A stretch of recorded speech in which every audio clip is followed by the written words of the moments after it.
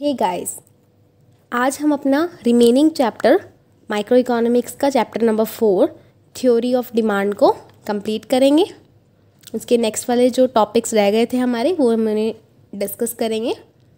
हम देखते हैं कि हमने हमारे कल वाले लेक्चर में जो लास्ट लेक्चर में क्या क्या डिस्कस किया था कि डिमांड क्या होती है, डिमांड, डिज़ायर और वांट में क्या डिफरेंस होता है। इसे हम ब्रीफ में देख लेते हैं। क्या था डिमांड? जब हम किसी चीज़ को विलिंग होते हैं, कोई भी कमोडिटी को परचेज़ करना चाहते हैं, जब हमारे पास उसको परचेज़ करने के लिए परचेजिंग पावर है और हम उस चीज़ के ऊपर स्पेंड करने के लिए रेडी हैं, जब ये तीनों कंडीशंस फुलफ़िल होती हैं तो वो हमारी बनती है डिमांड।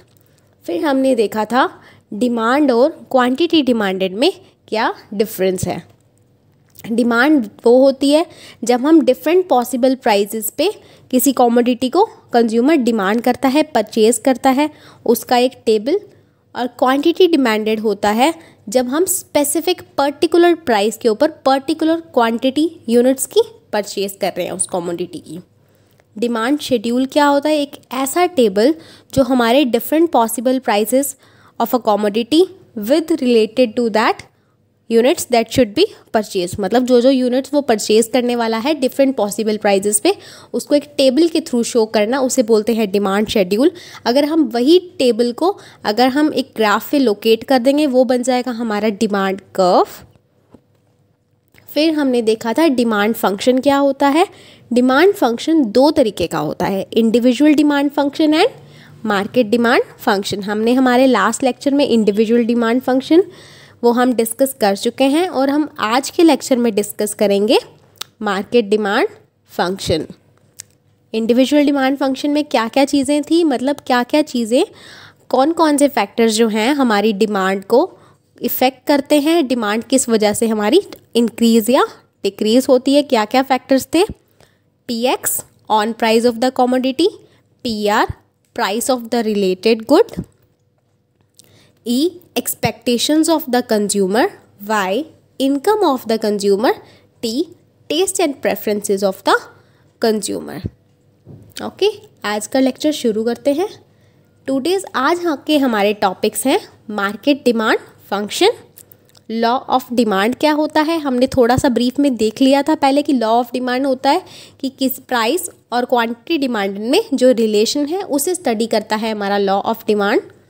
और why does demand curve slopes downward, बहुत इंपॉर्टेंट क्वेश्चन है कि हमारा डिमांड कर्व क्यों डाउनवर्ड स्लॉपिंग होता है हमेशा, और इसके कुछ एक्सेप्शंस भी हैं जो हम रियल लाइफ में देखते हैं। हम उन्हें एग्जाम्पल्स के थ्रू समझेंगे। हमारा अब टॉपिक है मार्केट डिमांड फंक्शन। क्या क्या चीज़ें हैं जो हमारे टोटल मार्केट में जितने भी कंज्यूमर हैं उनकी डिमांड को इफ़ेक्ट करती हैं। कौन कौन से फैक्टर्स हैं मार्केट में, मार्केट को इफ़ेक्ट करने वाले? PX, PR, Y, T, E, N और YD। हमने एक्सपेक्टेशंस तक सारे पढ़ लिए थे क्योंकि वो इंडिविजुअल डिमांड फंक्शन में भी आते हैं। दो फंक्शंस ऐसे हैं, एक तो नंबर ऑफ़ कंज्यूमर्स, मतलब क्या क्या है, पॉपुलेशन साइज़ क्या है, ये कितने कंज्यूमर्स हैं, और YD income of the consumer या डिस्ट्रीब्यूशन ऑफ इनकम। ये दो मार्केट डिमांड फंक्शन के कुछ फैक्टर्स हैं। ये नए हैं, हम इन्हें समझेंगे, पहले वाले हम समझ चुके हैं। फर्स्ट है पॉपुलेशन साइज। क्या है? Demand increases with increase in the number for a commodity. क्या है? डिमांड इंक्रीज़ होती है जैसे जैसे हमारे कंज्यूमर्स इंक्रीज़ होंगे तो उनकी जो टोटल डिमांड होगी वो भी इंक्रीज़ होगी ना, क्योंकि वो पॉजिटिव रिलेशन है। सेकंड है डिस्ट्रीब्यूशन ऑफ इनकम। हमारी इकोनॉमी में कैसा डिस्ट्रीब्यूशन है इनकम का, हमने फैक्टर्स ऑफ प्रोडक्शन हमारे जो लास्ट लेक्चर्स थे उनमें हम डिस्कस कर चुके हैं। फैक्टर्स कौन से होते हैं factors of production? Land, labour, capital and entrepreneur. तो उनको अपनी इनकम का, उनको हमारी नेशनल इनकम का क्या क्या पार्ट उनको मिलता है एज अ इनकम, क्या डिस्ट्रीब्यूशन है उनका, ठीक है, इसे देखते हैं। अगर हमारा जो डिस्ट्रीब्यूशन ऑफ इनकम हमारी इकोनॉमी में अगर वो इक्वल है तो रिच और पुअर इक्वल होंगे, है ना। अगर इनइक्वल है तो क्या होगा, जो रिचर सेक्शंस हैं वो और रिच हो जाएंगे और जो पुअर पर्सन्स हैं वो और पुअर हो जाएंगे। तो जो लग्जरी गुड्स की डिमांड है वो इंक्रीज़ हो जाएगी। लग्जरी गुड्स की डिमांड कौन करेगा, ऑब्वियसली रिच सेक्शंस। जो रिचर सेक्शंस होंगे वो लग्जरी गुड्स की डिमांड इंक्रीज़ कर देंगे और जो पुअर सेक्शंस हैं उनकी तो अब इनकम कम हो गई, तो वो नॉर्मल गुड्स से इन्फीरियर गुड्स में शिफ्ट हो जाएंगे, मतलब वो लो क्वालिटी जो गुड्स हैं उन्हें डिमांड करना शुरू कर देंगे। तो इस केस में क्या होगा, जो इन्फीरियर गुड्स हैं या जो चीपर गुड्स हैं उनकी डिमांड इंक्रीज़ हो जाएगी। तो ये फैक्टर्स भी हैं जो मार्केट को इफ़ेक्ट करते हैं। अभी देख लीजिए कि कौन कौन से फैक्टर्स हैं। Price of on good, price जो है उन खुद की कॉमोडिटी का। प्राइस ऑफ रिलेटेड गुड, कौन से थे रिलेटेड गुड्स, हमारे substitute goods and complementary goods. उसके बाद हमने देखा था कि पॉपुलेशन साइज़ क्या है, पॉपुलेशन अगर ज़्यादा होगी तो डिमांड भी ज़्यादा होगी। डिस्ट्रीब्यूशन ऑफ इनकम अगर इक्वल है तो डिमांड उस अकॉर्डिंग अपनी अपनी हो जाएगी, कि अगर इनइक्वल है तो लग्जरी गुड्स की रिचर सेक्शन डिमांड इंक्रीज़ कर देंगे और इन्फीरियर गुड्स की जो पुअर सेक्शंस हैं वो डिमांड इंक्रीज़ कर देंगे। टेस्ट एंड प्रेफरेंसेस अगर जिसके लिए फेवरेबल होंगे उस अकॉर्डिंग डिमांड इंक्रीज़ हो जाएगी। तो ये वाले हमारे जो फैक्टर्स हैं जो हमारी डिमांड को इफ़ेक्ट करते हैं। फिर हम देखते हैं लॉ ऑफ डिमांड। ये क्या होता है, एक ऐसा लॉ जो हमें बताता है कि बाकी जो हमारे डिटर्मिनेंट्स हैं, बाकी जो भी हमारे फैक्टर्स जो हमने पढ़े हैं, P X, P R, Y, T, E, Y, D, ये जो भी हैं फैक्टर्स, ये कांस्टेंट रहे और सिर्फ हमारा जो on price of the commodity, जो हमारी खुद की कमोडिटी जो हम परचेज़ करने जा रहे हैं उसका डिमांड के साथ क्या रिलेशन है। ये हमें क्या बताता है कि इन दोनों के बीच में इन्वर्स रिलेशन है। मतलब अगर प्राइस इंक्रीज़ होता है तो हमारी डिमांड डिक्रीज़ होती है, प्राइस डिक्रीज़ होता है तो हमारी डिमांड इंक्रीज़ होती है। हम इसे एक शेड्यूल के थ्रू देख लेते हैं, एक टेबल के थ्रू। जब प्राइस कमोडिटी का 10 रुपये था तो कंज्यूमर कितनी डिमांड कर रहा था, क्वांटिटी डिमांडेड 100 यूनिट्स। जब उसका प्राइस डिक्रीज़ हो गया 9 रुपीज़ तो उसकी रियल इनकम इंक्रीज़ हो गई, है ना। तो फिर उसने अपनी जो भी यूनिट्स हैं जो वो डिमांड कर रहा है उसने वो इंक्रीज़ कर दी 150 से। हमने क्या देखा, डिमांड कब क्या है, डाउनवर्ड स्लोपिंग है। ये उसका यही रीज़न है कि इनका इन्वर्स रिलेशनशिप है।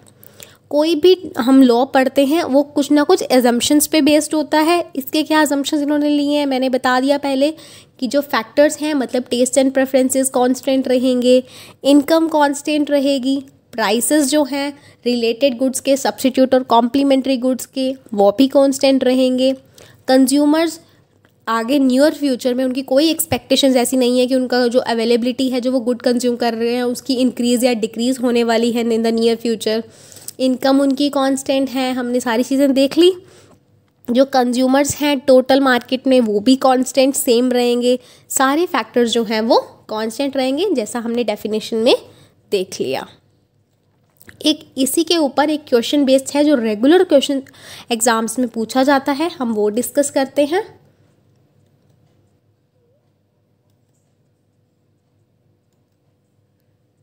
क्वेश्चन क्या है, why more of a good is purchase when its price falls. कि गुड हम जब कब ज़्यादा से ज़्यादा परचेज करते हैं जब प्राइजेस गिरते हैं।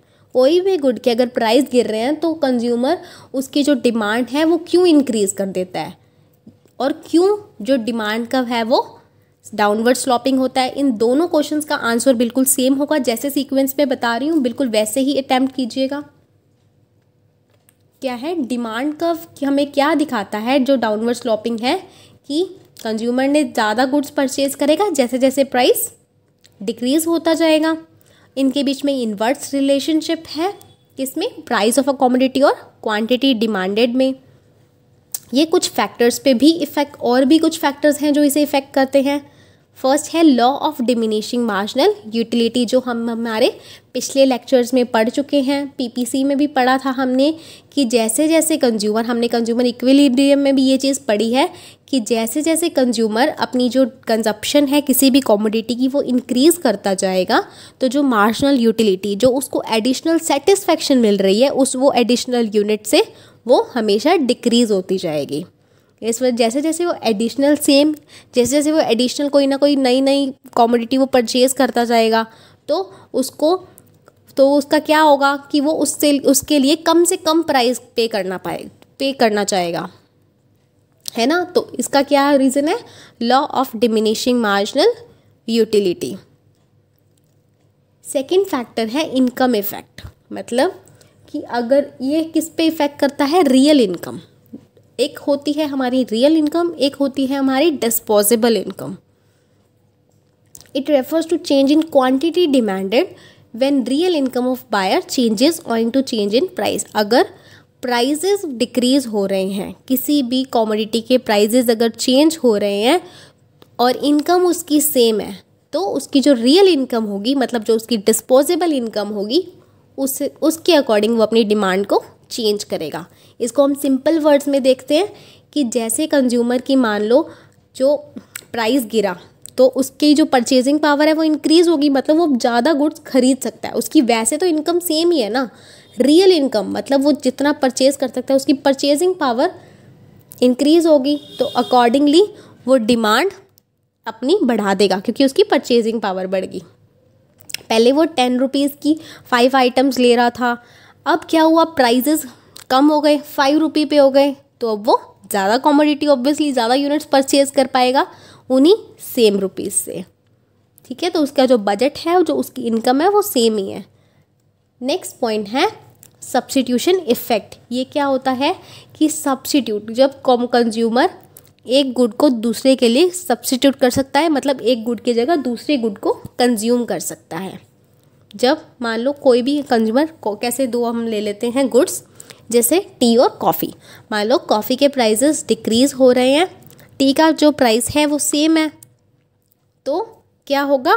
कॉफ़ी वाले, अब प्राइसेस इंक्रीज़ हो रहे हैं तो कॉफ़ी वाले जो भी कंज्यूमर्स हैं वो टी की तरफ शिफ्ट कर जाएंगे, तो टी की डिमांड इंक्रीज़ हो जाएगी, जबकि टी के जो प्राइसेस हैं वो कांस्टेंट थे। तो ये किस रीज़न की वजह से हुआ?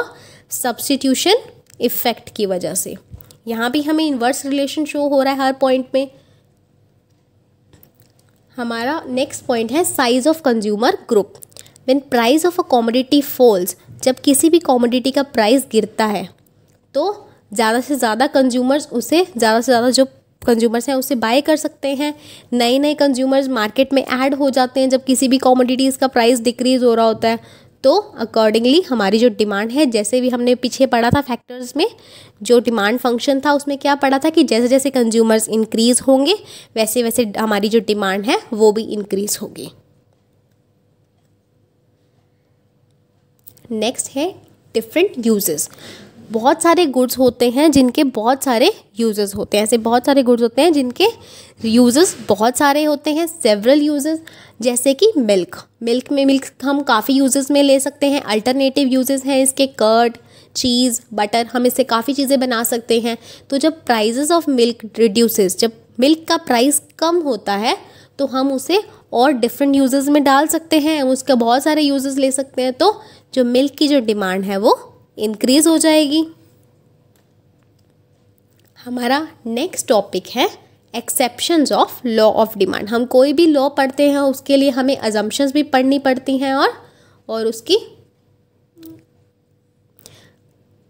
अजम्पशंस भी पढ़नी पड़ती हैं और उसकी एक्सेप्शंस भी पढ़नी पड़ती हैं।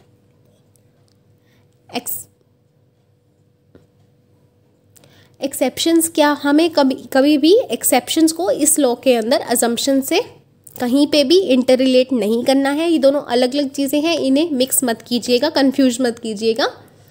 These are those commodities whose demand expands when the price rises. इसमें क्या होता है, अब एक्सेप्शंस क्या होगा, नॉर्मल हम डिमांड कर्व पढ़ते हैं, क्या होता है, डाउनवर्ड स्लोपिंग होता है, लेकिन ऐसा एक्सेप्शन में क्या होगा, एक्सेप्शंस में क्या होगा कि जो हमारा जो डिमांड कर्व है वो राइटवर्ड शिफ्ट होगा, मतलब left to right upward sloping होगा, ठीक है, मतलब अपोजिट होगा। जैसे हमने नॉर्मली डिमांड कर्व पढ़ा है डाउनवर्ड स्लोपिंग, तो ये क्या होगा, अपवर्ड स्लोपिंग होगा। ये है, इस तरीके से हमारा जो डिमांड कर्व है इस तरीके से बनेगा। जैसे जैसे हमारा जो प्राइस है, अगर P से P1 होता है, प्राइस इंक्रीज होगा, तो हमारी जो डिमांड है, क्वांटिटी डिमांडेड है, वो भी इंक्रीज होगी कुछ गुड्स के केसेस में। देखते हैं क्या है वो आर्टिकल्स ऑफ डिस्टिंक्शन, मतलब ऐसे आर्टिकल्स जो सोशल डिस्टिंक्शन बनाते हैं, मतलब स्टेटस को शो करते हैं, जो मान लो एक पुअर और रिच के बीच में एक गैप रेडी करते हैं, गैप बनाते हैं, उन्हें हम आर्टिकल्स ऑफ डिस्टिंक्शन बोलते हैं। ये आर्टिकल्स तभी डिमांड किए जाते हैं जब इनके प्राइसेस हाई होते हैं।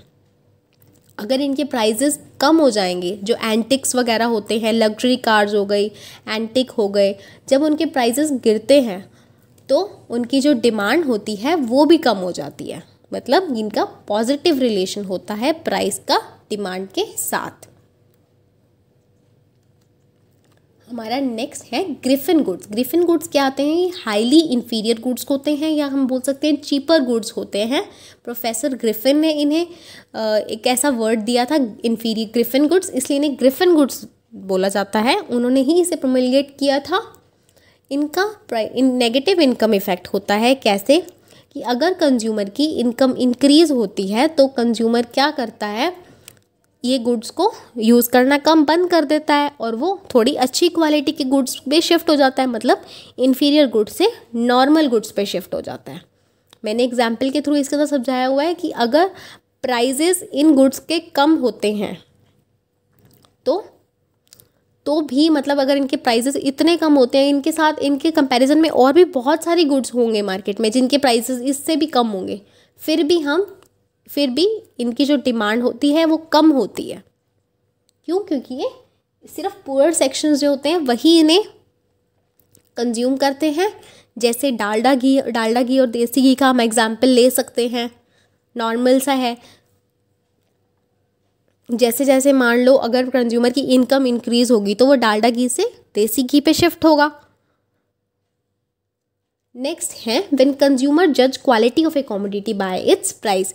कंज्यूमर ऐसा एक रैशनल जो कंज्यूमर होता है वो हमेशा क्वालिटी देखता है, लेकिन जो कुछ ऐसे कंज्यूमर्स भी होते हैं, वो एक्सेप्शंस हैं हमारे, कि जब वो क्वालिटी को प्राइस के अकॉर्डिंग जज करते हैं। जैसे कि हमने आजकल मार्केट में ये चीज़ देखा कि ट्रेंड चल रहा है कि ऑर्गेनिक जो गुड्स चल रहे हैं, ऑर्गेनिक फार्म प्रोडक्ट्स चल रहे हैं, उनके प्राइजेस और जो अनऑर्गेनिक हैं, जो केमिकल्स वगैरह वाले, उन दोनों के बीच में बहुत सारा प्राइस डिफरेंस होता है। लेकिन फिर भी जो रिचर सेक्शंस हैं वो ऑर्गेनिक गुड्स की तरफ शिफ्ट कर रहे हैं। मतलब वो ऑर्गेनिक गुड्स अगर इतने हाई प्राइस पे भी हैं तो उनको अच्छी क्वालिटी का मानकर सिर्फ उन्हें ही कंज्यूम कर रहे हैं, उनकी डिमांड कर रहे हैं। तो ये हमें इसका एग्जाम्पल है। और आज का हमारा ये लेक्चर यहीं कंप्लीट होता है। नेक्स्ट लेक्चर में हम देखेंगे कि डिमांड कहाँ शिफ्ट होता है, कब शिफ्ट होता है, उसकी मूवमेंट्स क्या होती हैं, एक्सपेंशन, कॉन्ट्रैक्शन, ये सब चीज़ें देखेंगे। राइटवर्ड कब शिफ्ट होता है, लेफ्टवर्ड कब शिफ्ट होता है, ये सब चीज़ें देखेंगे। और हमारे जो कुछ टॉपिक्स हमने आज कुछ ब्रीफ में डिस्कस किए हैं, उसके लिए आपको जो लास्ट लेक्चर की जो भी वीडियो है वो आपको डिस्क्रिप्शन में मिल जाएगी। मार्जिनल यूटिलिटी वाली भी आपको, डिमिनिशिंग मार्जिनल यूटिलिटी का अगर आपको वो क्लियर नहीं है तो आपको उसका लिंक भी डिस्क्रिप्शन में मिल जाएगा। Thank you. Please like, share and subscribe.